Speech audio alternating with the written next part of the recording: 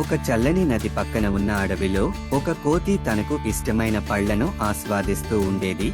ఒకరోజు మొసలి నది ఒడ్డున ప్రత్యక్షమైంది. అది చెట్టుపై ఉన్న కోతిని చూసింది మరియు చిరునవ్వుతో చూస్తూ ఉండింది. తొందరలోనే వారు మంచి స్నేహితులయ్యారు. కోతి ప్రతిరోజు పళ్లను మొసలికి ఇవ్వడం మొదలుపెట్టింది. అడవి అంతా నవ్వులతో మారుమోగింది. కోతి ఉల్లాసంగా ఊగుతూ మొసలి నదీ తీరంలో నవ్వుతూ ఉండింది. ఆ పళ్లను పంచుకోవాలనే ఆశతో మొసలి కొంత భాగం తన భార్యకు తీసుకెళ్ళింది. మొసలి అమ్మాయి ఆ పళ్లను తిన్న కానీ ఆమె మనసు అసూయతో నిండిపోయింది. ఈ కోతి ఎంత తెలివైనదో అని ఆమె అనుకుంది. అంతేకాదు, ఆమె కోతి గుండె కావాలంటూ మొసలిని డిమాండ్ చేసింది. మొసలికి షాక్ అయ్యింది. నేను నా స్నేహితుడిని ఎలా మోసం చేయగలను అని అది అనుకుంది. కాని భార్యకు లేదు అని చెప్పేందుకు భయపడింది.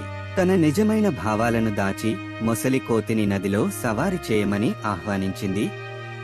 కోతి ఉల్లాసంగా అంగీకరించింది. దూరంలో ఉన్న ప్రమాదం తెలియకుండానే తన స్నేహితుడిని నమ్మిన కోతి మొసలిపైకి ఎక్కింది. పాపం కోతి నదిలో ఉన్నప్పుడు మొసలి నిజం చెప్పింది. కోతి లోపల షాక్ అయినా బయట ప్రశాంతంగా వినింది. అప్పుడే కోతి తెలివిగా అన్నది, అయ్యో, నా గుండె చెట్టుపైనే మర్చిపోయాను.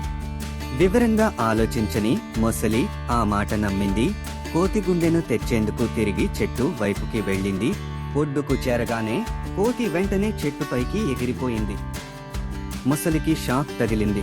నీవు మన స్నేహాన్ని మోసం చేశావు అని కోతి తెలివిగా అన్నది. ఇక నిన్ను నేను ఎప్పటికీ నమ్మను. తన తప్పును తెలుసుకున్న మొసలి బాధతో తిరిగి ఇంటికి వెళ్ళిపోయింది. ఖాళీ చేతులతో వచ్చిన భర్తని చూసి మొసలి కోపంతో రగిలిపోయింది. ఇలా తెలివైన కోతి సురక్షితంగా అందుకే మోసం చేసిన వారిని ఎప్పుడూ నమ్మకూడదు.